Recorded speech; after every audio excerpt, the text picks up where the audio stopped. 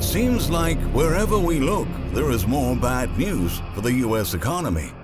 While the cost of virtually everything continues to soar, American families are getting poorer and poorer. Most people are now stuck in low-wage jobs. Their salaries simply can't keep up with the rising cost of living. For that reason, American consumers are absolutely overwhelmed with massive levels of credit card debt, student loan debt, mortgage debt, and healthcare debt. With each passing year, the consumer debt crisis only gets worse. For millions of American families, financial problems, uncertainty, and stress never seems to end. Meanwhile, our leaders are doing next to nothing to fix our horrific national debt problem. With all things considered, there are a whole lot of reasons to be absolutely disgusted with the U.S. economy right now. We are all witnessing the greatest debt bubble in the history of America, and people are finally waking up to the fact that we are heading for a complete and total disaster. Our entire financial and economic systems are rapidly falling apart. Oh, the signs are everywhere. In fact, today we have compiled new numbers that illustrate the financial pain millions of Americans have been suffering. But before checking this list, please support us by leaving a thumbs up and subscribing to our channel so you don't miss our future videos. Without further ado, here are 25 reasons to be absolutely disgusted with the U.S. economy. 1. According to the latest Household Pulse survey, over the past 7 days, 20 million adults, or around 9% of all adults in the U.S., didn't have enough to eat. When asked why, 82% of them said they couldn't afford to buy more food. 2. The share of adults in households with children that reported food insecurity over the past 7 days is even higher. Nearly 12%, or 1 in 8 adults with children, didn't get enough to eat in the past week. 3. Over the past 12 months, more than 10 million renters reported that their household was not caught up on rent. That means 1 in 7 renters have experienced housing insecurity in the past year. These households have accumulated thousands of dollars in debt from multiple months of back rent and late fees, data from the U.S. Census Bureau shows. 4. The Household Pulse survey has also provided data on the number of adults experiencing hardships to cover usual household expenses such as food, rent or mortgage, car payments, medical expenses or student loans. And it found that 63 million Americans struggled to make ends meet in the month of April. 5. Almost half, or about 47% of Americans, believe that the cost of living is the biggest threat to their financial security and long-term investments, according to TD Ameritrade's Financial Disruption Survey, which polled over 1,000 adults with at least $10,000 in investable assets. 6. The survey also found that almost just as many, or around 44%, also fear the rising cost of health care. That's not very surprising. Every year, Americans spend an average of about $5,000 on out-of-pocket health care costs, including insurance, prescriptions, and medical supplies, according to the latest consumer spending data from the Bureau of Labor Statistics. That is twice as much as they spent on health care in 1984. 7.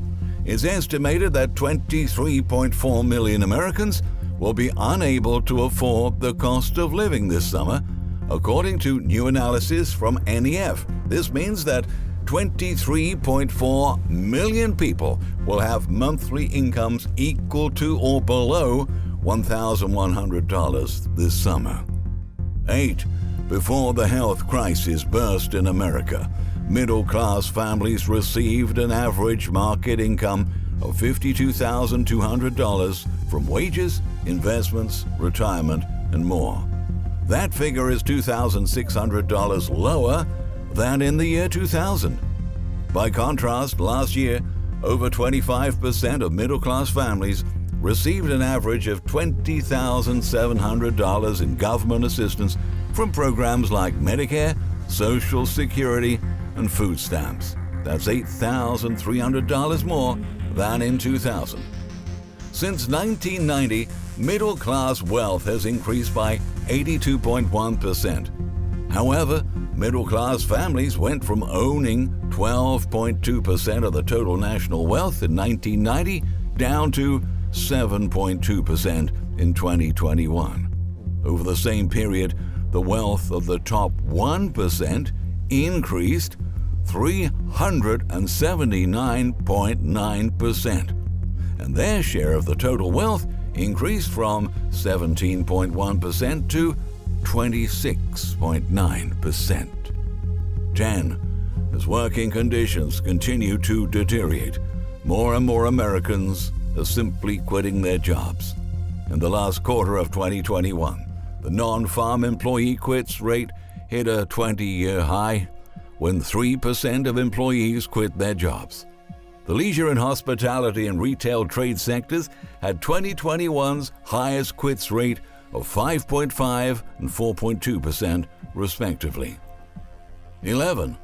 The Social Progress Index has shown that the quality of life in America has steadily declined over the past decade.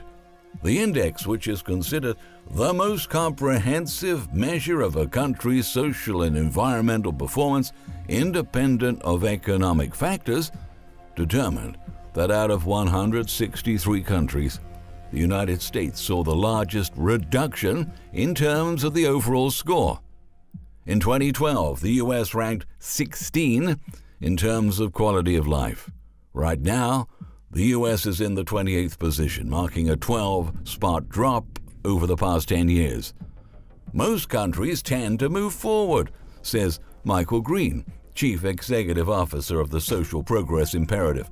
To move backwards is a remarkably bad thing to do.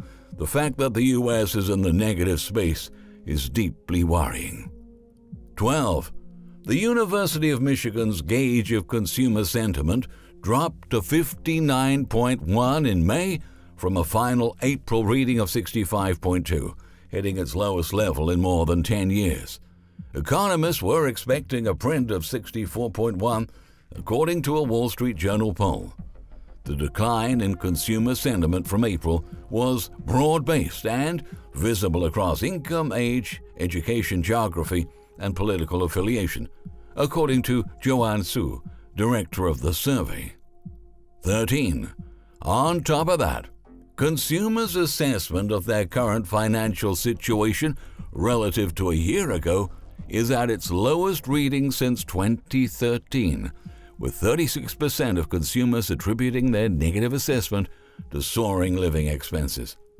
Buying conditions for durables reached its lowest reading since the question began appearing on the monthly surveys back in 1978, again primarily due to high prices, Sue added. 14. 65% of American adults, which account for nearly two-thirds of the U.S. population, believe the rate of inflation will continue to go up in the future, according to the latest Forbes Advisor Ipsos Consumer Confidence Weekly Tracker. Roughly 58% of respondents believe their monthly bills and regular expenses will go up in June, which is 8 percentage points higher than the prior survey of January 13th. 15. On the other hand, just 18% think their household income will rise in 2022, a decline of 5 percentage points over the prior survey. 16.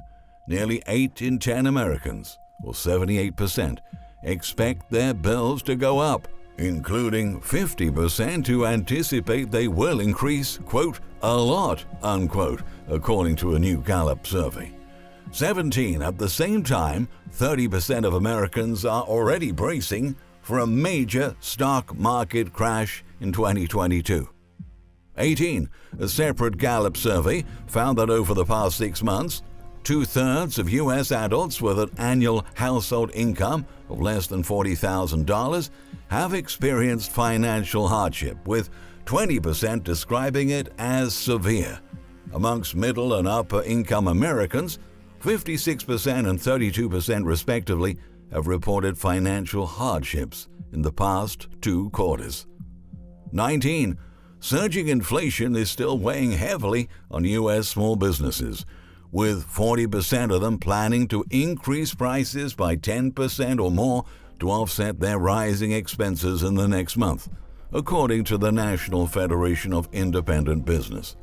Over the next 3 months, a whopping 68% of smaller firms said they plan to raise their average prices. 20. A new survey from the Conference Board, a New York-based nonprofit, has revealed that 62% of American workers worry their paychecks won't keep pace with higher prices. 21. Over the past year, the total U.S. consumer debt balance grew by $800 billion, according to Experian. That was the highest annual growth jump in over a decade. Compared to a year ago, student loan debt increased by 12%, followed by mortgage debt, which rose 7%, and personal loan debt going up 6%. 22.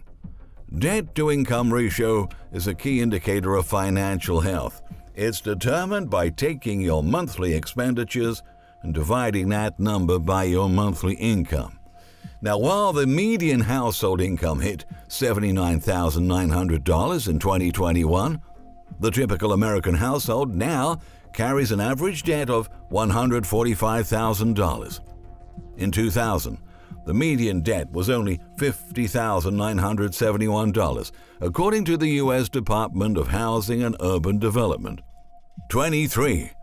In 1980, the U.S. national debt was less than $908 billion. Today, the U.S. national debt is, get this, over $30.4 trillion. 24. In the first 4 months of 2022, the debt-to-GDP ratio has already hit 90.36%. 25. According to SpendMeNot.com calculations, if we divided the national debt by the number of people living in the United States, the debt per U.S. citizen would be over $90,000.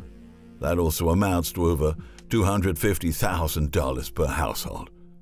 Hey, our politicians have done a great job in destroying our future.